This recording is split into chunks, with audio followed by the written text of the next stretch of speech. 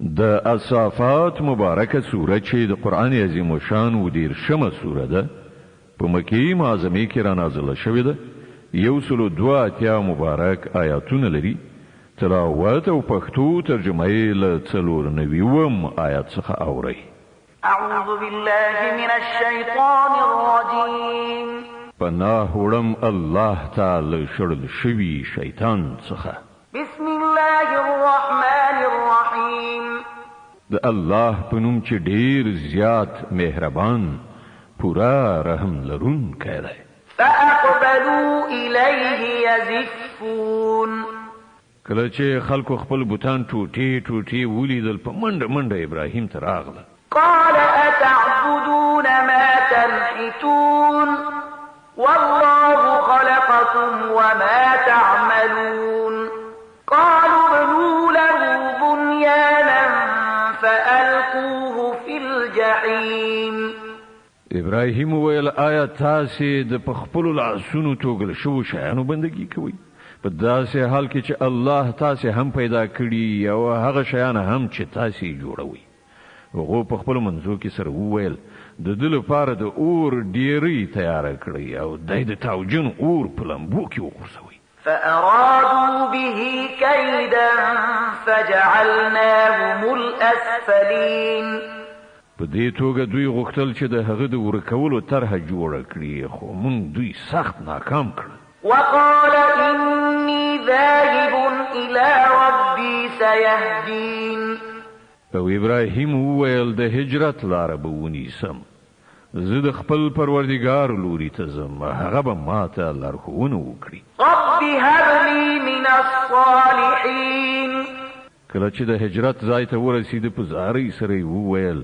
ای پروردګار ماته داسې زوی راکړه چې له صالحانو څخه وي فبشرناه بغلام حليم د دې دعا په جواب کې موږ هغه ته دی او حلیم زغمون کې هلک زیری ورکړ فلما بلغ معه السعي قال يا بني إني أرى في المنام أني أذبحك فانظر ماذا ترى قال يا أبت افعل ما تؤمر ستجدني إن شاء الله من الصابرين هغه هلک چې کله له هغه سره د منډو ترلو کولو سنت ورسید نو یو ورځ ابراهیم هغه ته وویل زویا زه په خوب کې وینم چې زه تازه پکوم اوس ته وایې چې ستا نظر څه دی وویل پلار جانه څه چې تا ته حکم کیږي هغه وکړه ته به ان شاء الله مال صابرانو څخه ومومې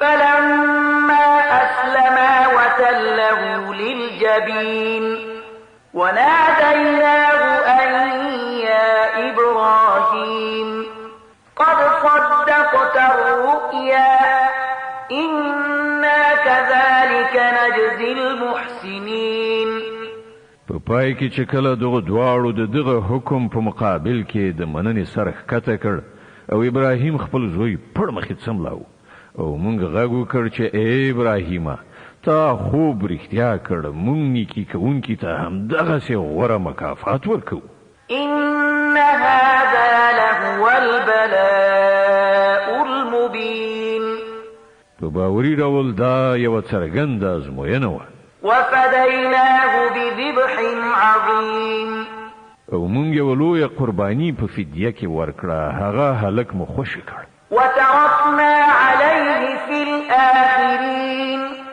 سلام على إبراهيم او د تل لپاره مو د هغه ثنا ستاینه په وروستیو نسلونو کې پرېښودله چې سلام دی پر ابراهیم كذلك نجزي المحسنين مونږ نیکي کوونکو ته همدغسې غوره بدله ورکو إنه من عبادنا المؤمنين په باوري ډول هغه زموږ له مؤمنو بندګانو څخه و وبشرناه بإسحاق نبيا من الصالحين او مونږ هغه ته د اسحاق زیری ورکړی او پیغمبر له صالحانو څخه وباركنا عليه وعلى إسحاق ومن ذريته بهما محسن وظالم لنفسه مبين. او هغه او اسحاق ته مبارکت ورکړ. اوس دغه دواړو له نبیلینه څوک نیکوکار دي او څوک پر خپل ځان څرګند ظلم کوونکي دي. ولقد مننا على موسى وهارون. او موږ پر موسی او هارون باندې پیرزوینه وکړه. ونجيناهما وقومهما من الكرب العظيم. هغه او د هغو قوم ته مو له لوی کړاو نه نجات ورکړ. ونصرناهم فكانوا هم الغالبين. له هغو سره مو مرسته وکړه چې د هغې له امله همغوی برلاسي شول. وآتيناهما الكتاب المستبين. هغوی ته مو ډېر څرګند کتاب ورکړ. وهديناهما الصراط المستقيم. وتركنا عليهما في الآخرين. سلام على موسى وهارون. هغو ته مو سمه لار وښودله او په وروستیو نسلونو کې مو د هغو ښه یاد باقي پرېښوده چې سلام دی پر موسی او هارون. إنا كذلك نجزي المحسنين. بېشکه چې موږ نیکي کوونکو ته همدغسې غوره بدله ورکوو. إنهما من عبادنا المؤمنين. په حقیقت کې هغوی زموږ له مؤمنو بندګانو څخه وو. وإن إلياس لمن المرسلين. إذ قال لقومه ألا تتقون. او الیاس هم په یقیني ډول پیغمبرانو څخه وو. یاد کړه کله چې هغه خپل قوم ته ویلي و چې تاسې ویریږئ نه. أتدعون بعلا وتدعون أحسن الخالقين. الله ربكم ورب آبائكم الأولين. آیا تاسې بعل بولئ او د هغه پیدا کوونکی عبادت چې تر ټولو نه ښه پیدا کوونکی دی پرېږدئ؟ هغه الله چې ستاسې او ستاسې د وړاندې وروسته پلرونو نیکونو رب دی. فكذبوه فإنهم لمحضرون إلا عباد الله المخلصين. خو هغوی الیاس دروغجن وګاڼه، نو اوس په یقیني ډول هغوی د سزا لپاره حاضر کیدونکي دي پرته د خدای له بندګانو څخه چې هغوی غوره کړی شوي وو. وتركنا عليه في الآخرين. سلام على الياسين. او د الیاس د خو یاد مونږ په وروستیو نسلونو کې باقي پرېښود چې سلام دی وي پر الیاس. إنا كذلك نجزي المحسنين. مونږ نیکي کوونکو ته همداسې غوره بدله ورکوو. إنه من عبادنا المؤمنين. په رښتیا سره هغه زموږ له مؤمنو بندګانو څخه و. وإن لوطا لمن المرسلين. او لوط هم له همغه کسانو څخه و چې د پیغمبرانو په توګه لېږل شوی دی. إذ نجيناه وأهله أجمعين إلا عجوزا في الغابرين. یاد کړه هغه وخت چې موږ هغه او د هغه ټولې کورنۍ ته نجات ورکړ پرته له یوې سپین سرې نه چې له بیرته پاتې کېدونکو څخه وه. ثم دمرنا الآخرين. بیا مو نور ټول تار مار کړل. وإنكم لتمرون عليهم مصبحين وبالليل أفلا تعقلون. نن تاسې شپه ورځ د هغو په ورانو مینو باندې تېرېږئ. آیا تاسې له پوهې نه کار نه اخلئ؟ وإن يونس لمن المرسلين. او په یقیني ډول یونس هم له پیغمبرانو څخه و. إذ أبق إلى الفلك المشحون فساهم فكان من المدحضين.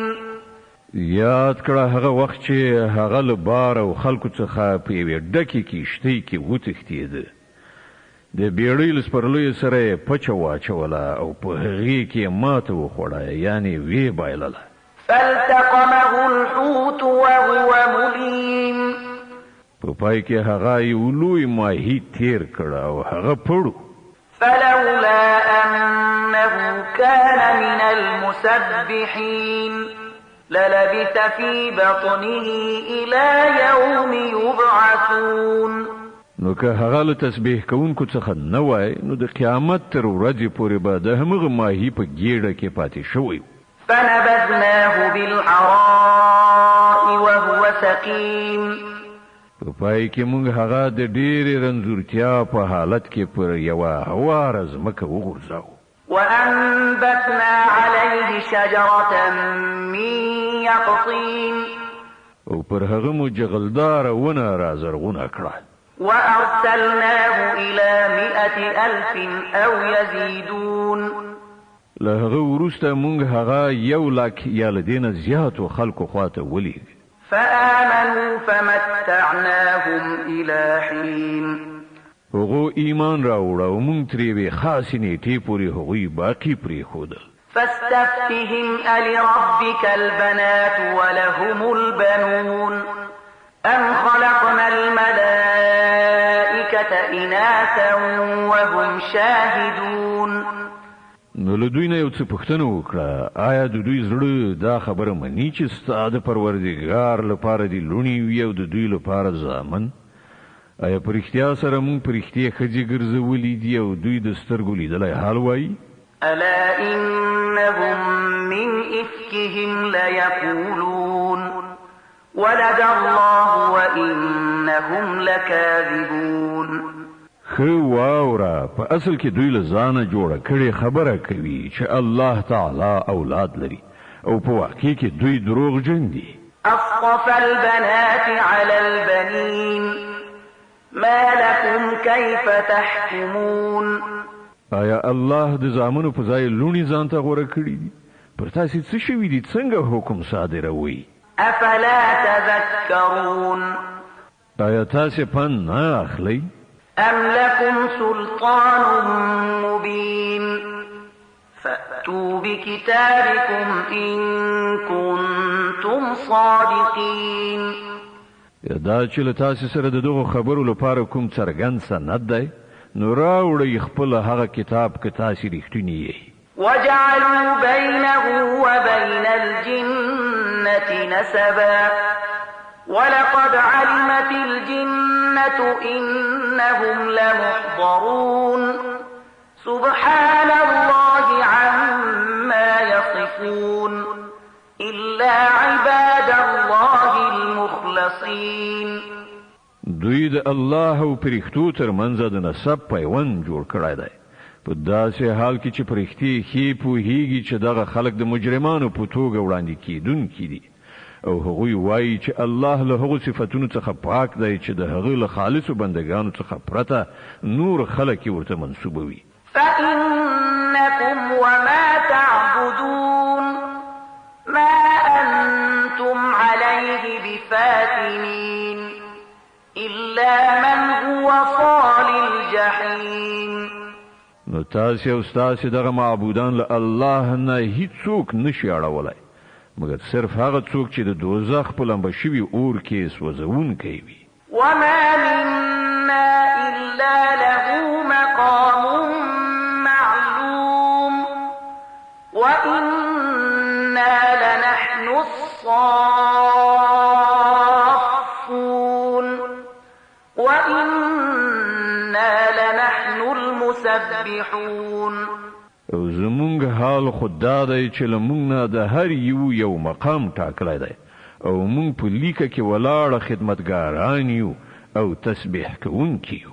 وإن كانوا ليقولون لو أن عندنا ذكرا من الأولين لكنا عباد الله المخلصين.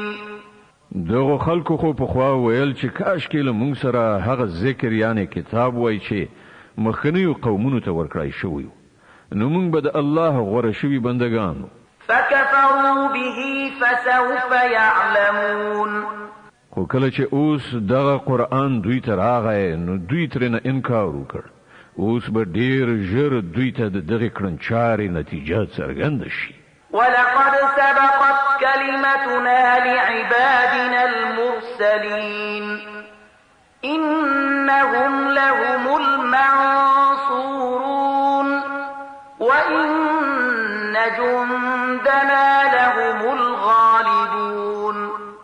له خپلو لېږل شوو بندګانو سره موږ لا پخوا وعده کړې چې په یقیني ډول به له هغو سره مرسته وشي او همدا زموږ لښکر به پر کافرانو برلاسی شي. فتول عنهم حتى حين وأبصرهم فسوف يبصرون. نو ای پیغمبره تر یو څه مودې پورې دوی په خپل حال پرېږده او لیدونکی اوسه. ډېر ژر به دوی په خپل هم وګوري. أفبعذابنا يستعجلون. آیا دوی زموږ د عذاب لپاره بیړه کوي؟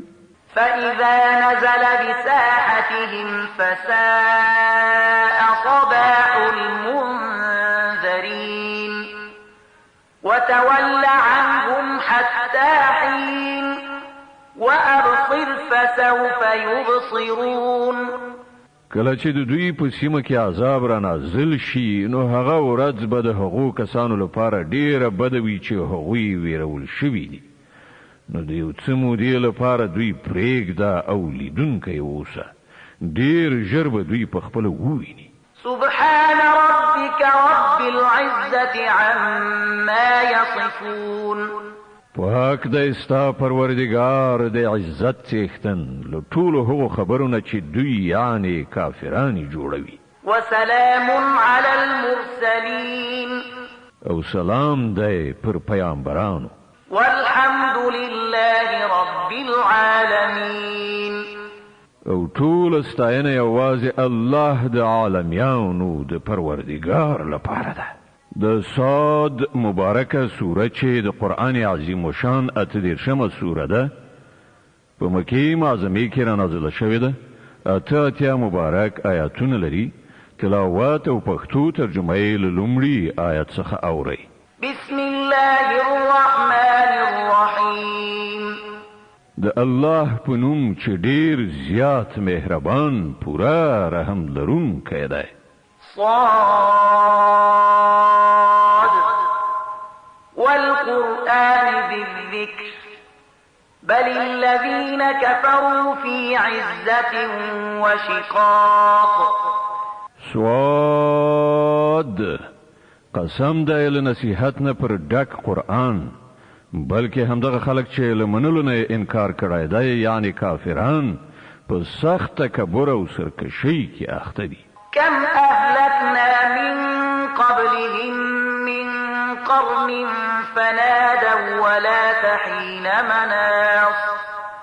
له دوی نه مخکې موږ همدغسې څو نسلونه هلاک کړي دي او کله چې د هغو کمبختی راغلی دی نو هغوی چیغې وهلي دي خو هغه د ژغورل کېدو وخت نه و. وعجبوا أن جاءهم منذر منهم وقال الكافرون هذا ساحر كذاب. دوی په دې خبره سخت تعجب وکړ چې دوی ته په خپله له همدوی نه یو ویرونکی راغی. منکران وویل چې دای کوډګر دی ډیر دروغجن دی. أجعل الآلهة إلها واحدا إن هذا لشيء عجاب. آیا د ټولو خدایانو پر ځای فقط همدا یو خدای وګرځاو؟ دا خو ډیره د تعجب وړ خبره ده. وانطلق الملأ منهم أن امشوا واصبروا على آلهتكم إن هذا لشيء يراد. او د قوم یعنی قریشو سرداران له دې وینا سره ووتل چې زه او د خپلو معبودانو پر عبادت ټینګ اوسئ. دا خبره خو د کوم بل غرض لپاره کیږي. ما سمعنا بهذا في الملة الآخرة إن هذا إلا اختلاق. دا خبره موږ د نږدې زمانې په ملت کې له هیڅ چا نه ده اورېدلې. دا نور هیڅ نه ده مګر یوه له ځانه جوړه شوې خبره. أأنزل عليه الذكر من بيننا بل هم في شك من ذكري بل لما يذوقوا عذاب. زمونږ په منځ کې همدغه ایکی یو سړی پاتې شوی و چې پر دوی باندې د الله وحی نازله کړای شو. اصلي خبره دا ده چې دوی زما په وحی کې شک کوي او دا ټول خبرې د دې لپاره کوي چې دوی زما د عذاب خوند نه دی څکلای. أم عندهم خزائن رحمة ربك العزيز الوهاب. آیا ستا د بخشش والا او برلاسی پروردگار د رحمت خزانه د دوی په اختیار کې دي؟ أم لهم ملك السماوات والأرض وما بينهما فليرتقوا في الأسباب. آیا دوی د اسمانونو او ځمکې او د هغو په منځ کې شیانو څښتنان دي؟ خنو دوی د عالم اسباب څوک ته وخیږي ودی ګوري. جند ما هنالك مهزوم من الأحزاب كذبت قبلهم قوم نوح وعاد وفرعون ذو الأوتاد وثمود وقوم لوط وأصحاب الأيكة أولئك الأحزاب. دا خو له ډلو نه یوه داسې کوچنۍ غوندې ډله ده چې په همدې ځای کې ماتې خوړونکې ده. له دوی نه مخکې د نوح قوم، عادیانو، د میخونو او لوړو عمارتونو څښتن فرعون، سمودیانو، د لوط قوم او د ایکه خلکو پیغمبرانو ته د دروغو نسبتونه کړي دي. إن كل إلا كذب الرسل فحق عقاب. له هغونه هر یوې پیغمبران دروغجنو ګڼل او زما د عذاب فیصله پرې تطبیق شوه. وما ينظر هؤلاء إلا صيحة واحدة ما لها من فواق. دغه خلک یعنی د مکې مشرکان هم فقط د یوې زلزلې انتظار باسي چې له هغې وروسته کومه بله زلزله نه وي. وقالوا ربنا عجل لنا قطنا قبل يوم الحساب. او دوی وایي چې ای زموږ پروردګاره د حساب له ورځې نه مخکې زموږ برخه موږ ته په بیړه راکړه. اصبر على ما يقولون واذكر عبدنا داود ذا الأيد إنه أواب. ای پیغمبره په هغو خبرو باندې صبر وکړه چې دوی جوړوي. دوی ته زموږ د بنده داود قصه بیان کړه چې د سترو قواو څښتنو په هر معامله کې الله ته رجوع کوونکی و. إنا سخرنا الجبال معه يسبحن بالعشي والإشراق والطير محشورة كل له أواب. مونږ له هغه سره غرونه تابع کړي چې سهار او ماښام له هغه سره پاکي بیانوله او الوتونکي به د هغه شاوخوا ته راغونډېدل او ټول د هغه تسبیح کولو ته متوجه کېدل. وشددنا ملكه وآتيناه الحكمة وفصل الخطاب.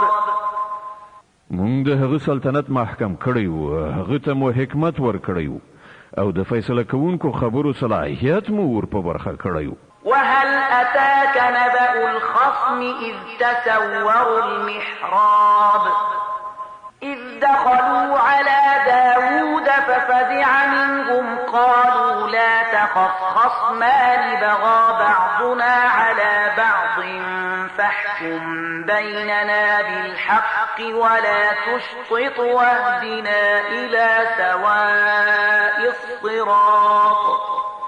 او تا ته د هغو مدیانو څخه خبر رسېدلی دی چې پر دیوال راختلي د هغه حجرې ته ننوتلي وو. کله چې هغوی داود ته ورغلل نو داود د هغو په لیدلو ورخطا په وویلا شو. هغوی وویل مه ویرېږه، موږ د دعوا دوه لوري یو چې یوې پر بلې تیری کړی دی. ته زموږ په منځ کې له حق سره سمه فیصله وکړه، بېانصافي مه کوه او موږ ته سمه لاره راوښیه. إن هذا أخي له 9 وتسعون نعجة ولي نعجة واحدة فقال أكفلنيها وعزني في الخطاب. دا زما ورور ده لده سره نوی میگی دی او لما سره صرف یو میگه ده. د ما ته وویل چې دغه یو میگه هم ما ته راوسپاره او د په خبرو اترو کې مغلوب کړم. د صاد مبارکه سوره چې د قرآن عظیم الشان 38مه سوره ده په مکې معظمه کې را نازله شوې ده. 88 مبارک آیاتونه لري. تلاوت او پښتو ترجمه یې له 40 آیت څخه اوري. د دې آیت په اورېدلو سره یو د تلاوت سجده واجب کیږي. قال لقد ظلمك بسؤال نعجتك إلى نعاجه وإن كثيرا من الخلطاء ليبغي بعضهم على بعض إلا الذين آمنوا وعملوا الصالحات وقليل ما هم. وظن داود أنما فتناه فاستغفر ربه وخر راكعا وأناب. داود جواب ورکړ دغه سړي له خپلو میږو سره ستا د میږې د یو ځای کولو په غوښتنه په رښتیا سره په تا ظلم وکړ. واقعیت دا دی چې زیاتره شریکان دي ځینې یو پر بل ظلمونه کوي. فقط همغه کسان له دین ژغورل شوي دي چې ایمان لري او ښه عملونه کوي او دغسې خلک بیخي لږ دي. د دغه خبرو په ترڅ کې داود پوه شو چې دا خو موږ په اصل کې پر ده ازمایښت کړی دی. نو هغه له خپل پروردګار نه بخښنه وغوښتله او په سجده پرېوت او رجوع یې وکړه. فغفرنا له ذلك وإن له عندنا لزلفى وحسن مآب. حالا نو موږ د هغه قصور وباخ او په یقیني ډول زموږ په وړاندې د هغه لپاره د نږدې والي مقام او غوره عاقبت دی.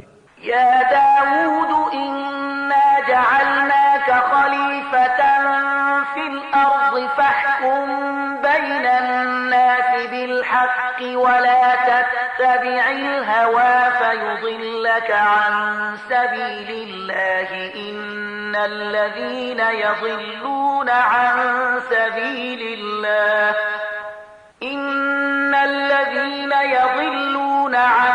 سبيل الله لهم عذاب شديد بما نسوا يوم الحساب. مونږ هغه ته ویل ای داوده مونږ ته په ځمکه کې خلیفه ګرځولې. له دې کبله ته د خلکو په منځ کې په حق حکومت وکړه او د نفسي غوښتنې پیروي مه کوه چې هغه به تا د الله له لارې نه واړوي. کوم کسان چې د الله له لارې نه بېلارې کیږي په یقیني ډول د هغو لپاره سخته سزا ده چې هغو د حساب ورځ هېره کړه. وما خلقنا السماء والأرض وما بينهما باطلا ذلك ظن الذين كفروا فويل للذين كفروا من النار. مونږ دغه اسمان او ځمکه او دغه دنیا چې د هغو په منځ کې ده چټي نه ده پیدا کړې. دا خو د هغو خلکو ګمان دی چې کافر شوي دي او د دغسې کافرانو لپاره بربادي ده د دوزخ له اور څخه. أم نجعل الذين آمنوا وعملوا الصالحات كالمفسدين في الأرض أم نجعل المتقين كالفجار. آیا موږ هغه خلک چې ایمان راوړي او نیک عملونه کوي او هغه کسان چې په ځمکه کې فساد کوونکي دي یو شانته کړو؟ آیا موږ پرهیزګاران د بدکارانو په شان وګرځو؟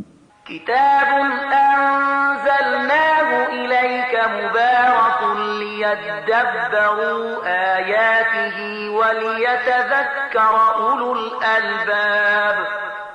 دا یو ډیر برکتناک کتاب دی چې موږ تا ته ای پیغمبره نازل کړی تر څو چې دوی د دې پر آیاتونو غور وکړي او د پوهې او فکر خاوندان ترېنه درس واخلي. ووهبنا لداود سليمان نعم العبد إنه أواب. او داود ته مونږ سلیمان غوندې زوی ورکړ ډیر ښه بنده د خپل پروردګار خواته ډیر رجوع کوونکی. إذ عرض عليه بالعشي الصافنات الجياد فقال إني أحببت حب الخير عن ذكر ربي حتى توارت بالحجاب ردوها علي فطفق مسحا بالسوق والأعناق. هغه وخت د یادونې وړ دی چې په ماښام حال کې د هغه مخې ته ګړندي او اصیل آسونه وړاندې کړای شول.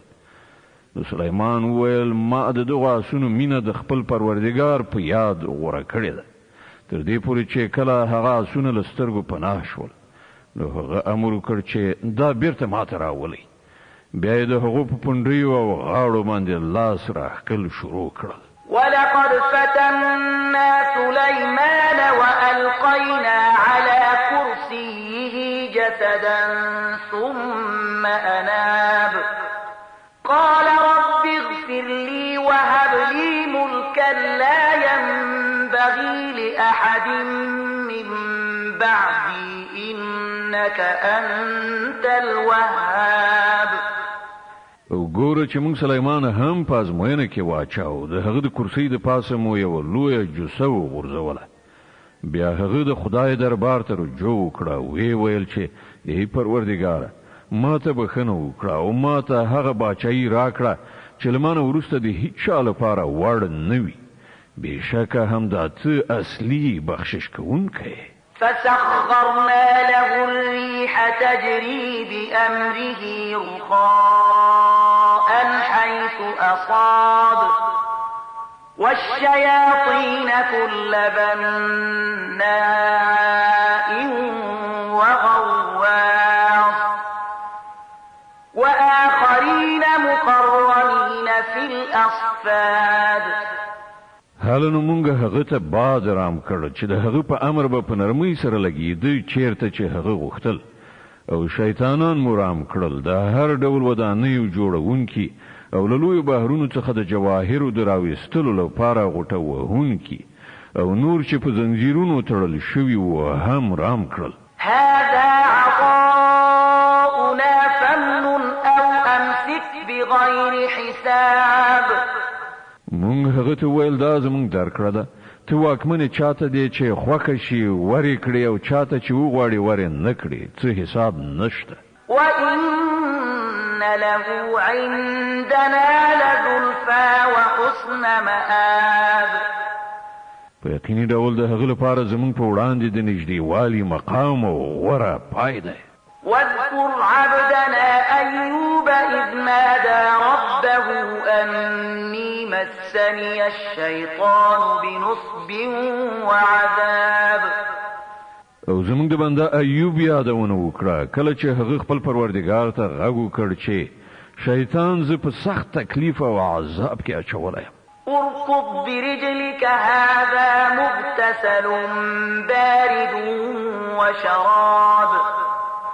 مونږ هغه ته امر وکړ خپلې پښې پر ځمکه ووهه دا دي یخې اوبه د لمبلو لپاره او د څښلو لپاره. ووهبنا له أهله ومثلهم معهم رحمة منا وذكرى لأولي الألباب. مونږ هغه ته د هغه اهل او عیال بیرته بیا ورکړ او د هغو ترڅنګ هماغومره نور له خپل لوري د رحمت په ډول او د پوهې او فکر د خاوندانو لپاره د درس په توګه. وخذ بيدك ضغثا فاضرب به ولا تحنث إنا وجدناه صابرا نعم العبد إنه أواب. او مونږ هغه ته وویل جارو را واخله او گزار پرې وکړه او خپل قسم مه ماتوه. مونږ هغه د صبر خاوند وموند ډېر ښه بنده د خپل پروردګار خواته ډېر رجوع کوونکی. واذكر عبادنا إبراهيم وإسحاق ويعقوب أولي الأيدي والأبصار. او زمونږ د بندگانو ابراهیم اسحاق او یعقوب یادونه وکړه د ډېر عملی قوت درلودونکي او د بصیرت خاوند خلکو. إنا وخلصناهم بخالصة ذكر الدار مونږ هغوی د خالص صفت پر اساس غوړه کړیو او هغه د آخرت یادو وإنهم عندنا لمن المصطفين الأخيار په یقیني توګه زمونږ په نزد هغوی په غوړه شو نیکو کسانو کې شمار دي واذكر إسماعيل واليسع وذا الكفل وكل من الأخيار او د اسماعیل یسع او ذوالکفل یادونه وکړه دا ټول غوړه کسانو څخه وو هذا ذكر وإن للمتقين لحسن مآب جنات عدن مفتحة لهم الأبواب دا یو یادونه وه اوس واورئ چې دې پرهیزګارانو لپاره په یقیني ډول ډېر ښه استوګنځای دی تل تر تله جنتونه چې دروازې به یې د هغو لپاره پرانیستې وي متكئين فيها يدعون فيها بفاكهة كثيرة وشراب هغوی به پکې تکیه وهونکي ناست وي د ښو میوو او څښلو وړ شیانو غوښتونکي به وي وعندهم قاصرات الطرف أتراب او له هغو سره به حیادارې همزولې میرمنې وي هذا ما توعدون ليوم الحساب دا هغه شیان دي چې له تاسې سره د حساب په ورځ د هغو د درکولو وعده کیږي إن هذا لرزقنا ما له من نفاد دا زموږ روزي ده چې هیڅکله پای ته رسیدونکې نه ده هذا وإن للطاغين لشر مآب جهنم يصلونها فبئس المهاد هذا فليذوقوه حميم وغساق وآخر من شكله أزواج دا خدای د پرهیزګارانو عاقبت او د سرغړونکو لپاره ډیر ناکاره استوګنځای دوزخ دی چې په هغه کې به هغوی وسوځي ډیر بد ټاټوبی دی د هغو لپاره ده نو هغوی د خوند وڅکي د جوشېدلو اوبو وینو زو او د همدې ډول نورو ترخو هذا فوج مقتحم معكم لا مرحبا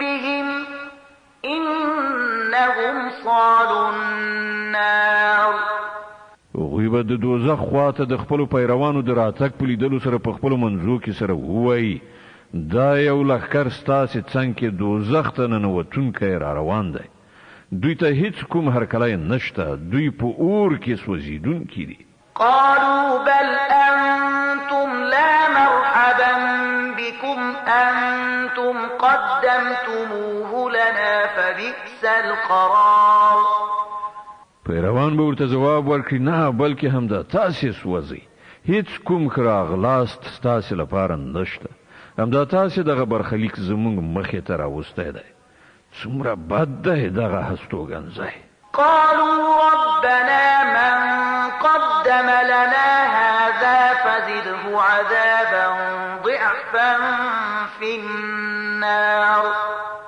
دوی به وایي ای زموږ پروردګاره چا چې دغه برخلیک ته زموږ د رسولو لارې چارې جوړې کړي هغه ته 2 چنده د دوزخ عذاب ورکړه وقالوا ما لنا لا نرى رجالا كنا نعدهم من الأشرار او هغوی به په خپلو کې سره ووایي څه دي چې مونږ هغه کسان چیرته نه وینو چې مونږ هغوی په دنیا کې بد ګڼل اتخذناهم سخريا أم زاغت عنهم الأبصار مونږ همداسې په ناحقه هغوی مسخره کړي وو او که هغوی چیرته له نظره پناه دي إن ذلك لحق تخاصم أهل النار بېشکه دا خبره رښتیا ده په دوزخیانو کې همداسې شخړې کیدونکي دي قل إنما أنا منذر وما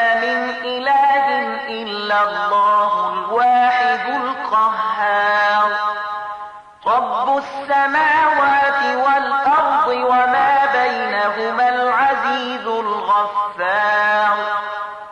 ای پیغمبره دوی ته ووایه زه خو فقط خبردارونکی یم هیڅ حقیقي معبود نشته مگر الله چې یو دی پر ټولو غالب د اسمانونو او ځمکې او د ټولو هغو شیانو څښتن چې د هغو په منځ کې دي برلاسی او خورا بخونکی قل هو نبأ عظيم أنتم عنه معرضون دوی ته ووایه دا یو لوی خبر دی چې د هغه په اورېدلو تاسې مخ اړوئ ما كان لي من علم بالملأ الأعلى إذ يختصمون دوی ته ووایه زه له هغه وخت نه هیڅ خبر نه وم چې په پورتنۍ نړۍ کې شخړه کېدله إن يوحى إلي إلا أنما أنا نذير مبين ما ته خو د وحی په وسیله دغه خبرې صرف د دې لپاره ښودل کیږي چې زه روښانه څرګند خبردارونکی یم إذ قال ربك للملائكة إني خالق بشرا من طين کله چې ستا پروردګار پرښتو ته وویل زه له خټې نه د بشر پیدا کوونکی یم فإذا سويته ونفخت فيه من روحي فقعوا له ساجدين بیا کله چې زه هغه په بشپړه توګه جوړ کړم او په هغه کې خپل روح پوکړم نو تاسې د هغه په وړاندې په سجده پریوځئ فسجد الملائكة كلهم أجمعون إلا إبليس استكبر وكان من الكافرين له دغه حکم سره سم پرښتې ټولې په سجده پریوتلې پرته له ابلیسه چې خپلې لویۍ ته غاوره شو او هغه له کافرانو څخه شو قال يا إبليس ما منعك أن تسجد لما خلقت بيدي أستكبرت أم كنت من العالين الله فرمایل ای ابلیسه ته څه شي هغه چاته له سجدې کولو نه منع کړې چې ما هغه په خپلو دواړو لاسونو یعنی علم او قدرت سره جوړ کړی دی آیا ته تکبر کوې که د لوړې درجې له خاوندانو څخه یې قال أنا خير منه خلقتني من نار وخلقته من طين شیطان جواب ورکړ زه له هغه نه غوره یم تا زه له اوره پیدا کړی یم او هغه دې له خټې نه قال فاخرج منها فإنك رجيم وإن عليك لعنتي إلى يوم الدين الله فرمایل خنو له دې ځای وځه ته رټل شوی او پر تا باندې د جزا تر ورځې پورې زما لعنت دی قال رب فأنظرني إلى يوم يبعثون ابلیس وویل چې ای زما پروردګاره چې دا خبره ده نو بیا ماته تر هغه وخته پورې مهلت راکړه چې دوی دوهم ځل راژوندي کړای شي قال فإنك من المنظرين إلى يوم الوقت المعلوم الله فرمایل خدا تا ته تر هغې ورځې پورې مهلت دی چې د هغې نیټه ماته معلومه ده قال فبعزتك لأغوينهم أجمعين إلا عبادك منهم المخلصين ابلیس وویل ستا پر عزت قسم زه به دوی ټول ګمراه کړم پرته ستا له هغو بندګانو څخه چې تا هغوی غوره کړي دي قال فالحق والحق أقول لأملأن جهنم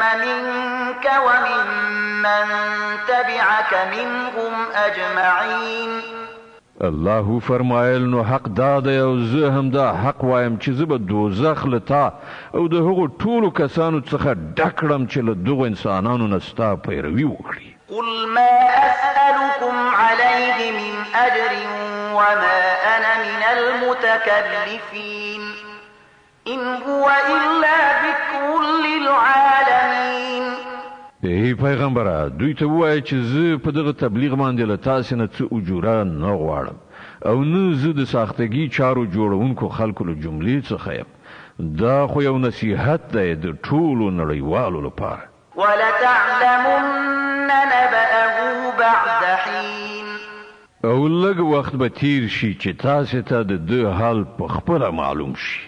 د زمر مبارکه سوره چې د قران عظیم شان 19 سوره ده په مکی معظمه کې را نازله شوې ده. 15 مبارک آیاتونه لري. تلاوت او پښتو ترجمه یې له لومړي آیت څخه اورئ.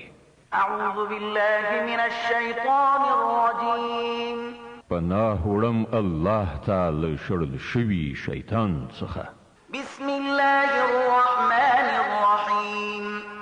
د الله په نوم چې ډیر زیات مهربان پورا رحم لرونکی دی. تنزيل الكتاب من الله العزيز الحكيم. دغه کتاب د برلاسی او با حکمت الله لخوا نازل شوی دی. إنا أنزلنا إليك الكتاب بالحق فاعبد الله مخلصا له الدين. ای محمد مونږ دغه کتاب ته په حق نازل کړی دی. لدې کبل ته د همغه الله بندگی وکړه د همغه لپاره د دین په خالص کولو سره. ألا لله الدين الخالص والذين اتخذوا من دونه أولياء ما نعبدهم إلا ليقربونا إلى الله زلفى إن الله يحكم بينهم فيما هم فيه يختلفون إن الله لا يهدي من هو كاذب كفار. خبردار اوسه خالص دین د الله حق دی. پاتې شول هغه کسان چې هغوی له هغه پرته نور سرپرستان نیولي دي او د خپل دغه کار دا توجیه کوي چې مونږ خو د هغوی عبادت صرف په دې خاطر کوو چې صرف هغوی مونږ الله ته ورسوي. الله به په یقیني ډول د هغو په منځ کې د ټولو هغو خبرو پریکړه وکړي چې هغوی پکې اختلاف کوي. الله داسې یو چاته هدایت نه کوي چې دروغجن او د حق منکر وي. لو أراد الله أن يتخذ ولدا لاصطفى مما يخلق ما يشاء سبحانه هو الله الواحد القهار. که الله غوښتلی څوک زوی ونیسي نو له خپل مخلوق نه چې چاته خوښه وای غوره کړی به یو. پاک دی هغه له دې نه چې څوک د هغه زوی وي. هغه الله دی ایکی یو او پر ټولو برلاسی.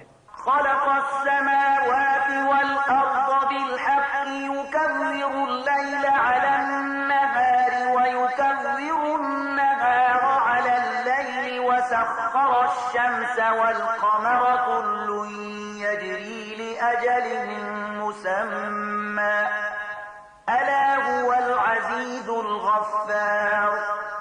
هغه اسمانونه او ځمکه په حق پیدا کړی دي. همغه پر ورځ شپه او پر شپه ورځ نه غاړي. هغه لمر او سپوږمۍ په داسې شان رام کړی دي چې هر یو تر یو ټاکلي وخت پورې روان دي. وپوهیږي هغه برلاس او بخښونکی دی. خلقكم من نفس واحدة ثم جعل منها زوجها وأنزل لكم من الأنعام 8 أزواج يخلقكم في بطون أمهاتكم خلقا من بعد خلق في ظلمات 3 ذلكم الله ربكم له الملك لا إله إلا هو فأنا تصرفون. همغه تاسې له نفس نه پیدا کړی. بیا همغه دی چې له هغه نفس نه د هغه جوړه پیدا کړه او همغه ستاسې لپاره له څارویو نه 8 جوړې پیدا کړې. هغه ستاسې د میندو په ګېډو کې له 3 تیارو پردو نه دننه تاسې ته یو په بل پسې یوه بڼه درکړي. همدغه الله چې دغه چارې سرته رسوي ستاسې پروردګار دی. باچایي د همغه ده. له هغه پرته هیڅ معبود نشته. نو تاسې کوم لوري ته اړول کیږئ؟ إن تكفروا فإن الله غني عنكم ولا يرضى لعباده الكفر وإن تشكروا يرضه لكم ولا تزر وازرة وزر أخرى ثم إلى ربكم مرجعكم مرجعكم فينبئكم بما كنتم تعملون إنه عليم بذات الصدور.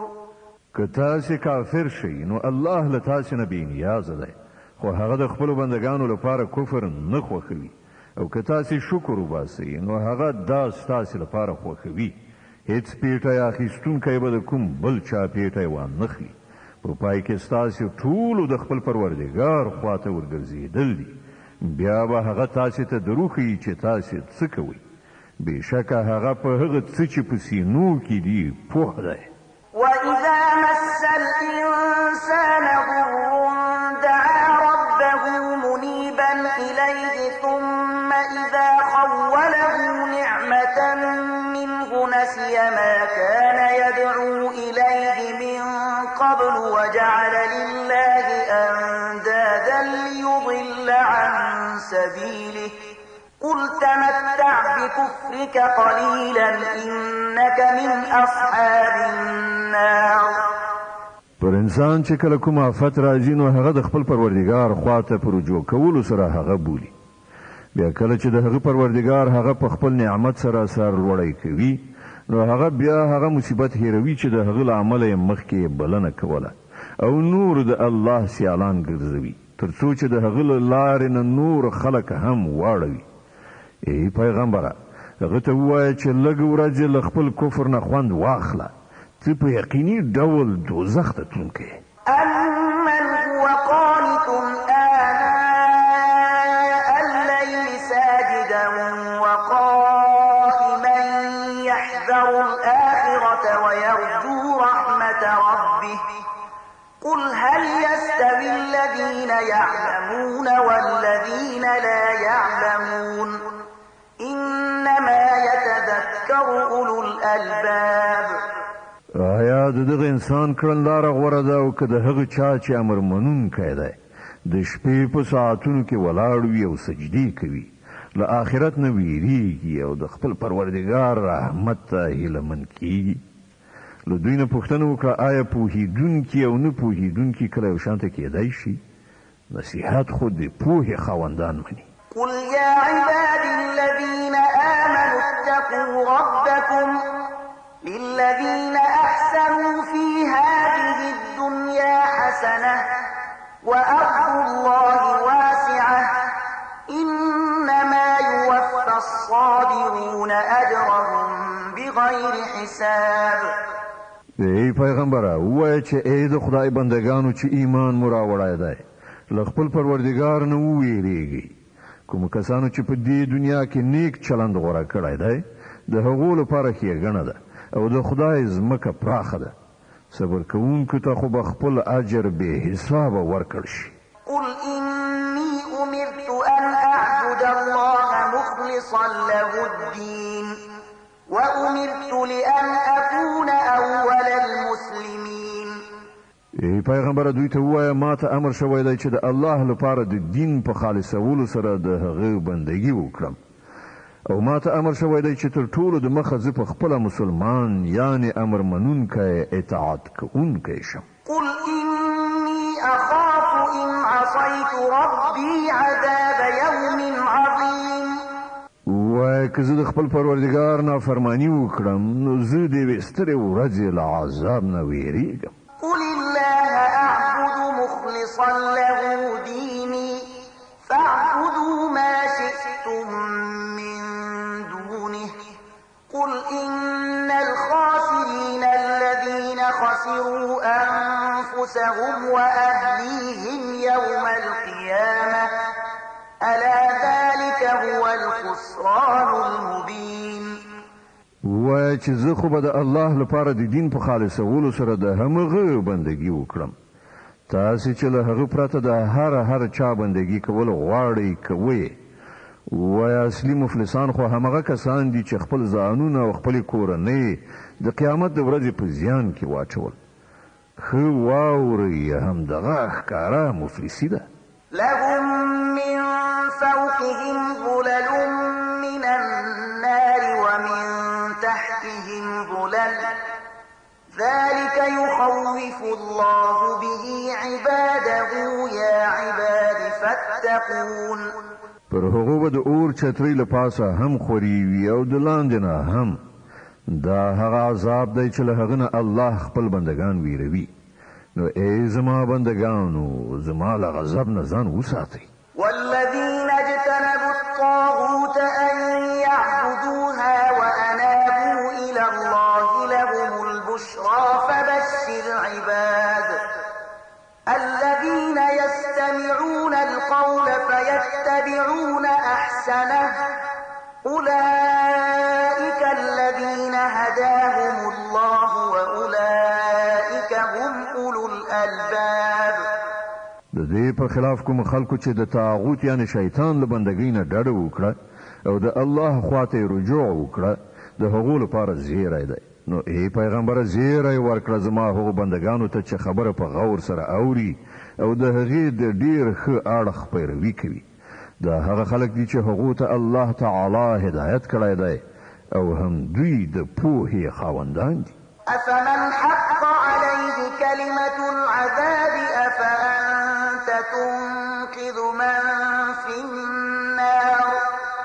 ای پیغمبره هغه چاته څوک نجات ورکولی شي چې پر هغه باندې د عذاب کلمه تطبیق شوي وي؟ آیا ته هغه چاته نجات ورکولی شي چې په اور کې غورځېدلی وي؟ لكن الذين اتقوا ربهم لهم غرف من فوقها غرف مبنية تجري من تحتها الأنهار وعد الله لا يخلف الله الميعاد. البته کوم کسان چې له خپل پروردګار نه ویریږي د هغو لپاره لوړې ماڼۍ دي، د هغو پر سر نورې ماڼۍ جوړې شوي چې تر هغو لاندې به ویالې بهیږي. دا د الله وعده ده، الله هیڅکله له وعدې نه تخلف نه کوي. ألم تر أن الله أنزل من السماء ماء فسلكه ينابيع في الأرض ثم يخرج به زرعا مختلفا ألوانه ثم يهيج فتراه مصفرا ثم يجعله حطاما إن في ذلك لذكرى لأولي الألباب. آیات نویني چې الله له اسمانه اوبه ورولې، بیا یې هغه د کاریزونو او چینو او سیندونو په شکل په ځمکه کې وبهولې. بیا د دغه اوبو په وسیله هغه راز راز کښتونه راباسي چې بیلابیل ډولونه لري. بیا هغه کښتونه په پخېدو سره وچیږي، بیا یې ته وینې چې هغه ژیړ شول. بیا په پای کې الله هغه په میده کولو سره بوس ګرځوي. په حقیقت کې د پوهې لرونکو لپاره په دې کې یو درس دی. أفمن شرح الله صدره للإسلام فهو على نور من ربه فويل للقاسية قلوبهم من ذكر الله أولئك في ضلال مبين. آیا نو هغه څوک چې الله د هغه سینه د اسلام لپاره پرانستله او هغه د خپل پروردګار خواته په یو رڼا باندې روان دی، د هغه چا په شان کېدی شي چې له دغو خبرو نه یې څه درس وانخیست؟ تباهي ده د هغو خلکو لپاره چې زړونه یې د الله په نصیحت سره لا زیات سخت شول. هغوی په ښکاره ګمراهۍ کې غورځېدلي. الله نزل أحسن الحديث كتابا متشابها مثانية تقشعر منه جلود الذين يخشون ربهم ثم تلين جلودهم وقلوبهم إلى ذكر الله ذلك هدى الله يهدي به من يشاء ومن يضلل الله فما له من هاد. الله ډیر غوره کلام نازل کړی دی، داسې یو کتاب چې د هغه ټولې برخې یوه بلې ته ورته دي او مضامین پکې په وار وار تکرار شوي دي. د هغه په اورېدلو سره د هغو خلکو د بدن په پستوکو لړزه راځي چې له خپل پروردګار نه ویریدونکي دي، او بیا د هغو د جسم او د هغو د زړه په نرمېدو سره د الله د ذکر خواته میلان کوي.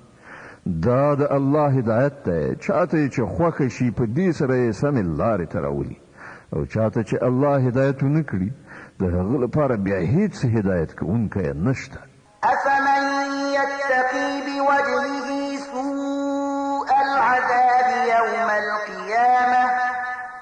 وقيل للظالمين ذوقوا ما كنتم تكسبون. اوس ته د هغه چا د بدحالۍ څخه اټکل کولی شي چې د قیامت په ورځ پر خپل مخ باندې د عذاب سخت گزار واخلي.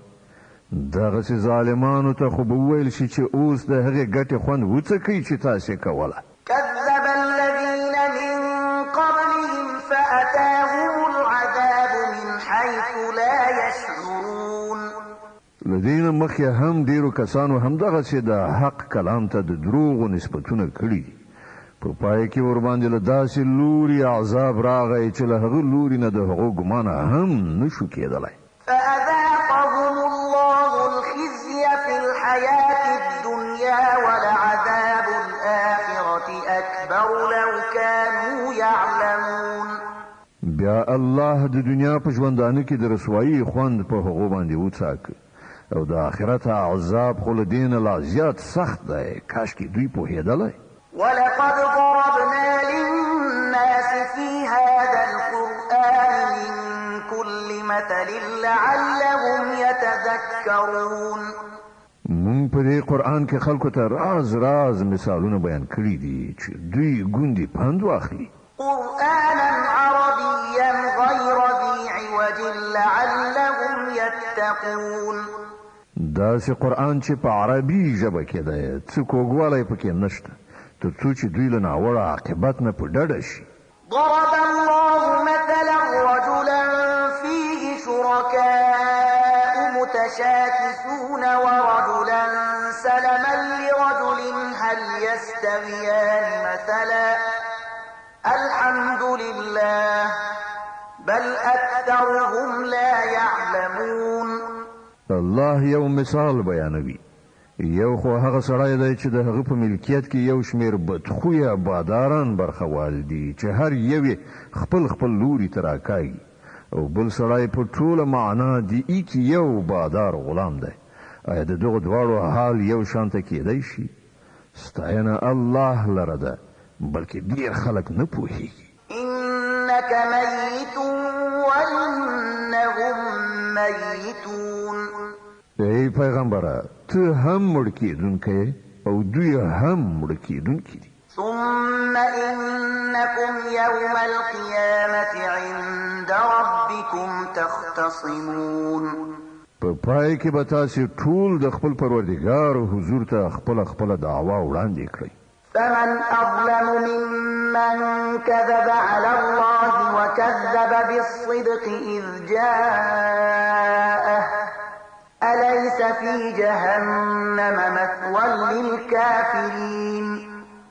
له هغه چا نه به غټ ظالم بل څوک وي چې پر الله دروغ وتړل او کله چې مخې ته د رښتیا خبره یعنی قرآن راغی نو هغه ته د دروغو نسبت وکړ. آیا د دغسې کافرانو لپاره په دوزخ کې استوګنځی نشته؟ والذي جاء بالصدق وصدق به أولئك هم المتقون. او کوم سړی چې رښتینولي یې راوړه او کوم کسانو چې هغه رښتینی وګاڼه همغوی له عذاب نه په څنګ کېدونکي دي. لهم ما يشاءون عند ربهم ذلك جزاء المحسنين. هغو ته به د خپل پروردګار په وړاندې هر څه ورکړی شي چې هغوی هیله وکړي. دغه د نیکي کوونکو بدله. ليكفر الله عنهم أسوأ الذي عملوا ويجزيهم أجرهم بأحسن الذي كانوا يعملون. تر څو کوم ډیر ناوړه عملونه چې هغوی کړي وو الله هغه د هغو له حسابه وغورځوي، او کوم ښه عملونه چې هغوی وکړل د هغو په لحاظ سره به هغوی ته اجر ورکړي. أليس الله بكاف عبده ويخوفونك بالذين من دونه ومن يضلل الله فما له من هاد. ای پیغمبره، آیا الله د خپل بنده لپاره کافی نه دی؟ دوی له هغه نه پرته له نورو څخه تاویروي، په داسې حال کې چې الله چې څوک په ګمراهۍ کې وغورځوي د هغه لپاره کوم لارښوونکی نشته. ومن يهد الله فما له من مضل أليس الله عزيز ذي انتقام او چاته چې هغه هدایت وکړي د هغه گمراه کوونکی هم څوک نشته. آیا الله برلاسه او غچ اخیستونکی نه دی؟ ولئن سألتهم من خلق السماوات والأرض ليقولن الله قل أفرأيتم ما تدعون من دون الله إن أرادني الله بضر هل هن كاشفات ضره أو أرادني برحمة هل هن ممسكات رحمته قل حسبي الله عليه يتوكل المتوكلون. که تل دوی نه پوښتنه وکړي چې ځمکه او اسمانونه چا پیدا کړي دي نو دوی به پخپل ووایي چې الله. دوی ته ووایه کله چې حقیقت دا دی نو ستاسې څه ګمان دی چې که الله ماته څه زیان رسول وغواړي نو آیا ستاسې دغه معبودان چې له الله نه پرته یې بولئ ما به د هغه له رسول شوي زیان څخه وژغوري؟ یا که الله پر ما باندې مهرباني کول وغواړي نو آیا دوی به د هغه د رحمت مخنیوی وکړی شي؟ نو دوی ته ووایه چې زما لپاره همدا الله کافي دی. توکل کوونکي پر همغه توکل کوي. قل يا قوم اعملوا على مكانتكم إني عامل فسوف تعلمون من يأتيه عذاب يخزيه ويحل عليه عذاب مقيم. دوی ته په صراحت سره ووایه چې ای زما قومه تاسې په خپل ځای خپل کار کوئ زه به خپل کار کوم. ډېر ژر به تاسې ته معلومه شي چې پر چا باندې رسوا کوونکی عذاب راځي او چا ته هغه سزا ورکول کیږي چې هیڅکله ایسته کیدونکې نه ده. إنا أنزلنا عليك الكتاب للناس بالحق فمن اهتدى فلنفسه ومن ضل فإنما يضل عليها وما أنت عليهم بوكيل. ای پیغمبره موږ د ټولو انسانانو لپاره دغه برحق کتاب پر تا نازل کړی دی. نو څوک چې سمه لاره غوره کړي د ځان لپاره به یې غوره کړي او څوک چې منحرف شي د هغه د انحراف و بال به پر همغه وي. ته د هغه مسؤول نه یې. الله يتوفى الأنفس حين موتها والتي لم تمت في منامها فيمسك التي قضى عليها الموت ويرسل الأخرى إلى أجل مسمى إن في ذلك لآيات لقوم يتفكرون. هغه همدغه الله دی چې د مرګ په وخت کې ساګانې اخلي او څوک چې لا تر اوسه پورې نه دی مړ شوی د هغه روح په خوب کې قبض کوي. بیا چې هغه د مرګ فیصله په چا باندې نافذوي هغه ساتي او د نورو ساګانې تر یو ټاکلي وخت پورې بیرته لیږي. په دې کې غټې نښانې دي د هغو کسانو لپاره چې غور او فکر کوونکي دي. أم اتخذوا من دون الله شفعاء قل أولو كانوا لا يملكون شيئا ولا يعقلون. آیا له هغه خدای نه پرته دوی نور سپارښت کوونکي نیولي دي؟ دوی ته ووایه آیا هغوی به شفاعت وکړي که د هغو په واک کې هیڅ هم نه وي او پوهه هم نه لري؟ قل لله الشفاعة جميعا له ملك السماوات والأرض ثم إليه ترجعون. ووایه شفاعت په ټوله معنا د الله په واک کې دی. د اسمانونو او ځمکې د پاچاهۍ مالک همغه دی. بیا د همغه لوري ته تاسې ورګرځول کیدونکي یاست. وإذا ذكر الله وحده اشمأزت قلوب الذين لا يؤمنون بالآخرة وإذا ذكر الذين من دونه إذا هم يستبشرون. کله چې یوازې د الله یادونه کیږي نو پر آخرت باندې د ایمان نه لرونکو زړونه په درنېدو شي او کله چې له هغه پرته د نورو یادونه کیږي نو په ناڅاپي ډول هغوی له خوښۍ نه غوړېږي. قل اللهم فاطر السماوات والأرض عالم الغيب والشهادة أنت تحكم بين عبادك فيما كانوا فيه يختلفون. و خدایا د اسمانونو او ځمکې پیدا کوونکیا په پټ او ښکاره باندې پوهېدونکیا همدا ته به د خپلو بندګانو په منځ کې د هغه شي فیصله وکړي چې هغوی پکې اختلاف کوي. ولو أن للذين ظلموا ما في الأرض جميعا ومثله معه لافتدوا به من سوء العذاب يوم القيامة وبدا لهم من الله ما لم يكونوا يحتسبون. کله دغه ظالمانو سره د ځمکې ټوله شتمني هم وي او همدومره نوره هم، نو دوی به د قیامت له ناوړه عذاب نه د خلاصون لپاره په فدیه کې د هر څه ورکولو لپاره چمتو شي. هلته به د الله لخوا د هغو مخې ته هغه څه راشي چې هغوی هیڅکله د هغه فکر نه دی کړی. وبدا لهم سيئات ما كسبوا وحاق بهم ما كانوا به يستهزئون. هلته به د خپلې ګټې ټولې ناوړه نتیجې هغو ته څرګندې شي او همغه شی به ورباندې مسلط شي چې دوی ورپورې مسخرې کولې.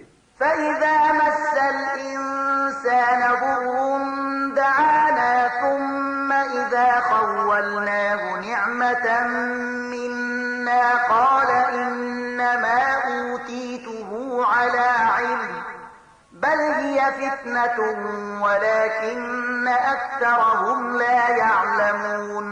همدغه انسان چې کله ستونزې ورته ورسیږي نو موږ بولي او کله چې موږ د خپل لوري نه د نعمت په ورکولو سره نازوو نو وایي چې دا خو ماته د علم پر اساس راکړل شوي دي. نه، بلکې دا ازمویښت دی، خو له دوی نه زیاتره خلک نه پوهیږي.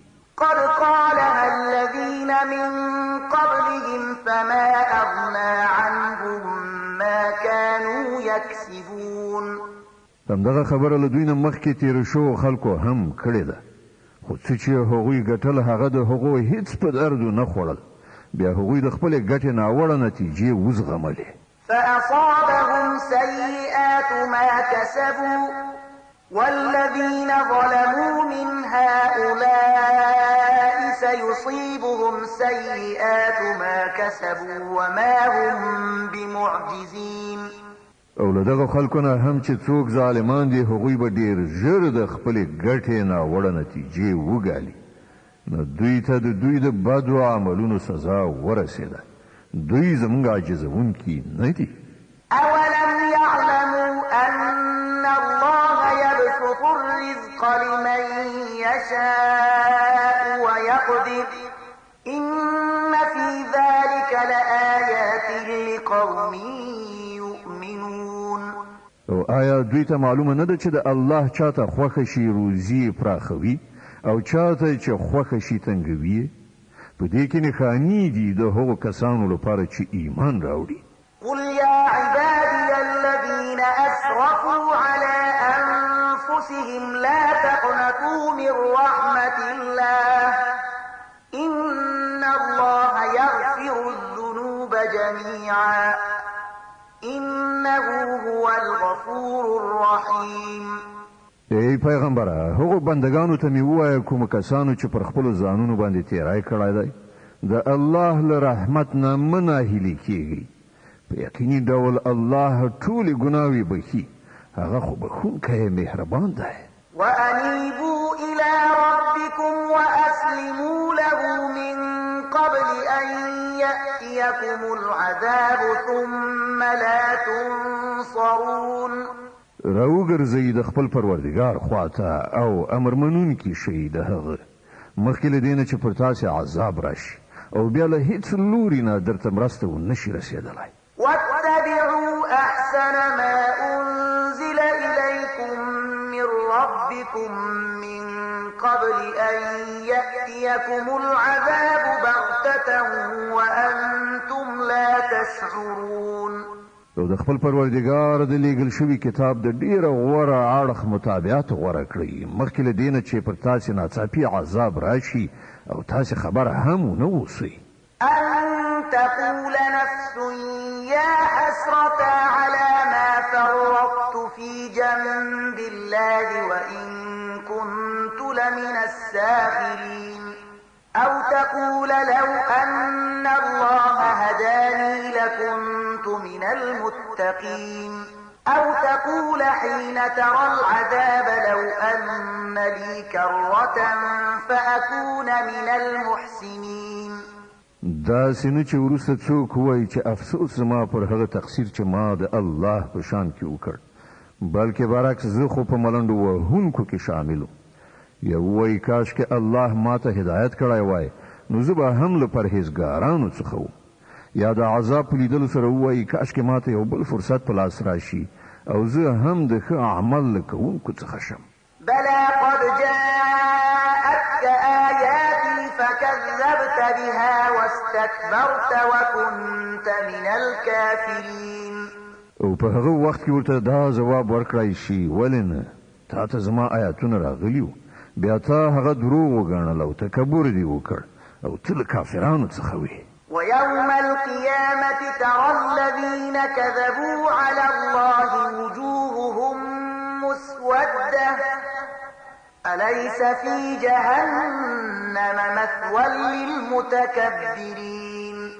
نن چې کوم کسانو پر خدای دروغ تړلي دي د قیامت په ورځ به ته هغوی ووینې چې مخونه به یې تور وي. آیا په دوزخ کې د تکبر کوونکو لپاره ځای نشته؟ وينجي الله الذين اتقوا بمفازتهم لا يمسهم السوء ولا هم يحزنون.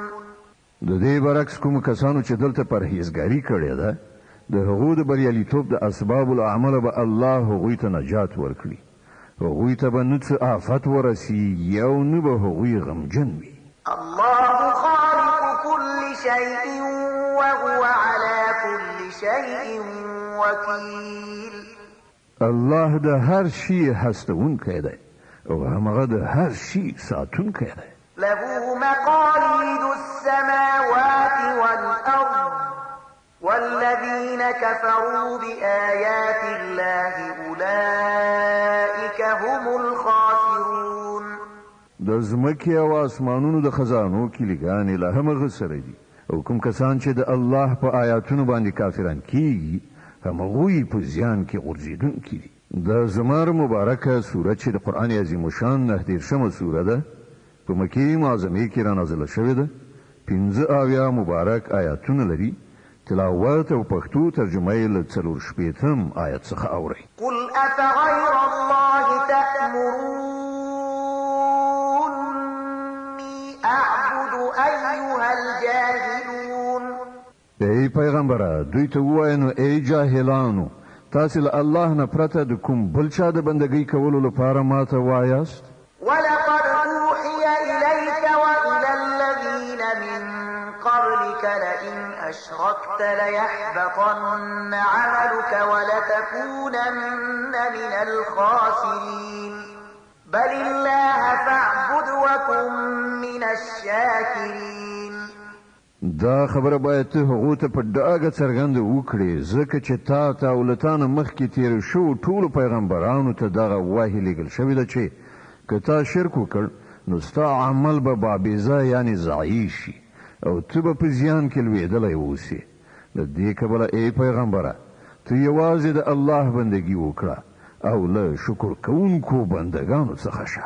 وما قدر الله حق قدره والأرض جميعا قبضته يوم القيامة والسماوات مطويات بيمينه سبحانه وتعالى عما يشركون. دوی هغه چې د الله قدر ونه کړ لکه څنګه چې د هغه د قدر کولو حق دی. د هغه کامل قدرت خود داسې دی چې د قیامت په ورځ به ټوله ځمکه د هغه په قبضه کې وي او آسمانونه به د هغه په ښي بلا کیفه لاس کې نغښتل شوي وي. پاک او لوړ دی هغه له هغه شرک نه چې دوی کوي. ونفخ في الصور فصعق من في السماوات ومن في الأرض إلا من شاء الله ثم نفخ فيه أخرى فإذا هم قيام ينظرون. او په هغه ورځ به په سور یعنې شپېلۍ کې پوکړی شي او هغه ټول چې په اسمانونو او ځمکه کې دي مړه به راوغورځېږي پرته له هغو چې الله د هغو ژوند غواړي بیا به یو بله شپېلۍ پوکړی شي او په ناڅاپي ډول به ټول راپاڅېږي ګوري به وأشرقت الأرض بنور ربها ووضع الكتاب وجيء بالنبيين والشهداء وقضي بينهم بالحق وهم لا يظلمون زمکه به د خپل پروردګار په نور سره ځلانده شي د عملنامو کتاب به کېښودل شي پیغمبران او ټول شاهدان به را حاضر کړای شي د خلکو په منځ کې به له حق سره سمه فیصله وکړای شي او پر هغو به هیڅ ظلم نه وي ووفيت كل نفس ما عملت وهو أعلم بما يفعلون او هر چاته به هر څه عمل چې کړی وو د هغه پوره بشپړه بدله ورکړی شي خلک چې هر څه کوي الله پرې ښه پوهیږي وسيق الذين كفروا إلى جهنم زمرا حتى إذا جاءوها فتحت أبوابها وقال لهم خزنتها ألم يأتكم رسل منكم يتلون عليكم آيات ربكم وقال لهم خزنتها ألم يأتكم رسل يتلون عليكم آيات ربكم وينذرونكم لقاء يومكم هذا قالوا بلى ولكن حقت كلمة العذاب على الكافرين دغه فیصله وروسته هغه کسان چې کافر شوي وو ډله ډله به د دوزخ خواته وشړل شي تر دې پورې چې کله هغوی هلته ورسیږي نو د هغه دروازې به پرانستل شي او د هغه ساتونکي به هغو ته ووایي چې آیا تاسې ته ستاسې له خپلو خلکو نه داسې پیغمبران نو راغلي چې هغو تاسې ته ستاسې د پروردګار آیتونه اورولي وي او تاسې له دې خبرې نه ویرولي یاست چې یو وخت به تاسې دغه ورځ هم وینئ هغوی به ځواب ورکړي هو راغلي وو خو د عذاب فیصله پر کافرانو تطبیق شوه قیل ادخلوا ابواب جهنم خالدین فیها فبئس مثوى المتکبرین دوی ته به وویل شي ننوځئ د دوزخ په دروازو کې دلته اوس ستاسې همیشنۍ استوګنه ده ډېر بد استوګنځی دی دا د متکبرانو لپاره وسيق الذين اتقوا ربهم إلى الجنة زمرا حتى إذا جاءوها وفتحت أبوابها وقال لهم خزنتها سلام عليكم طبتم فادخلوها خالدين او کوم کسانو چې د خپل پروردګار له نافرمانۍ نه ډډه کوله هغوی به ډلې ډلې د جنت خواته بوتلل شي تر دې پورې چې کله هغوی هلته ورسیږي او د هغه دروازې به لا د مخه پرانستل شوي وي نو د هغه منتظمین به هغو ته ووایي چې سلام دې وي پر تاسې ډېر ښه اوسېدلی پاک یې ننوځئ په دې کې د تل لپاره وقالوا الحمد لله الذي صدقنا وعده وأورثنا الأرض نتبوأ من الجنة حيث نشاء فنعم أجر العاملين او هغوی به ووایي شکر دی د هغه خدای چې له موږ سره خپله وعده رښتینې کړه او موږ یې د ځمکې وارثان وګرځولو اوس چې موږ په جنت کې هر چیرته وغواړو خپل ځای جوړولی شو نو ډېر ښه اجر دی د عمل کوونکو لپاره وترى الملائكة حافين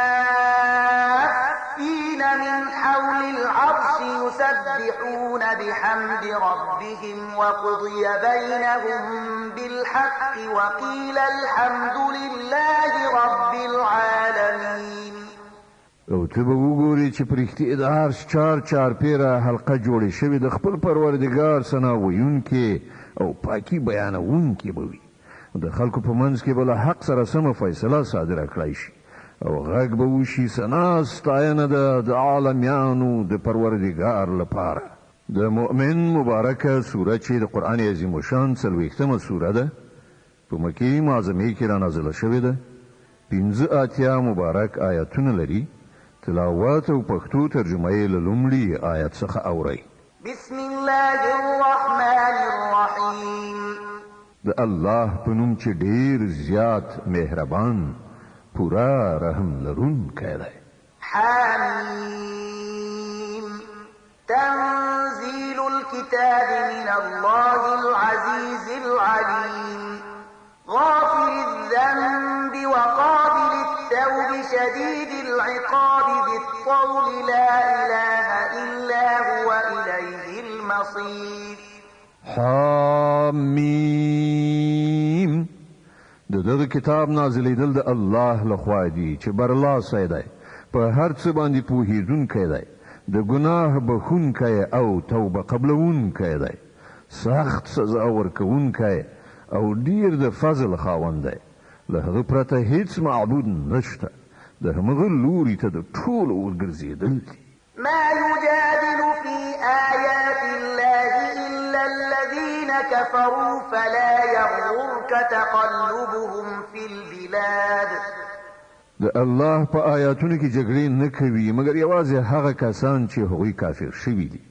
له دې وروسته د نړۍ په هیوادونو کې د هغو ګرځېدل را ګرځېدل تا په څه فریب کې وانه چوي.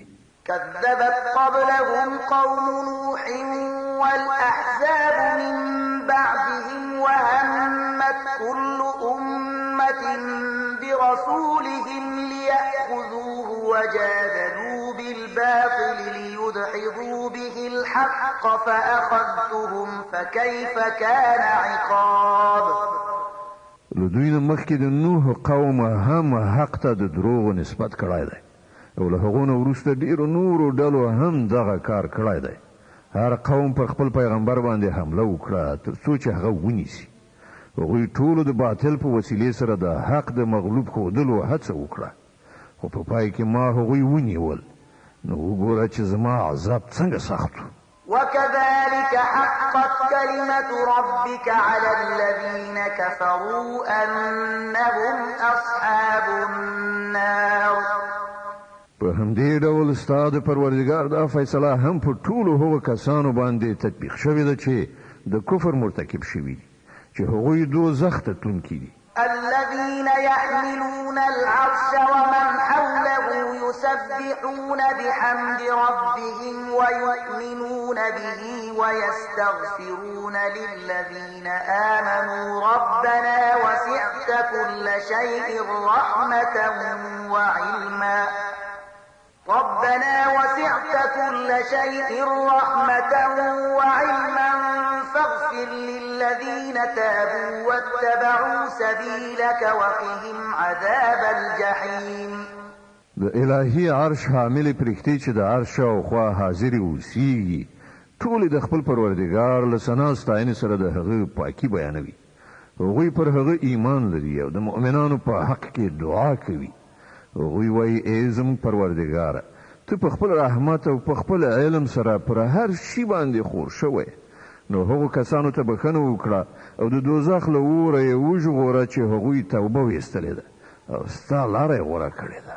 ربنا وأدخلهم جنات عدن التي وعدتهم ومن صلح من آبائهم وأزواجهم وذرياتهم إنك أنت العزيز الحكيم.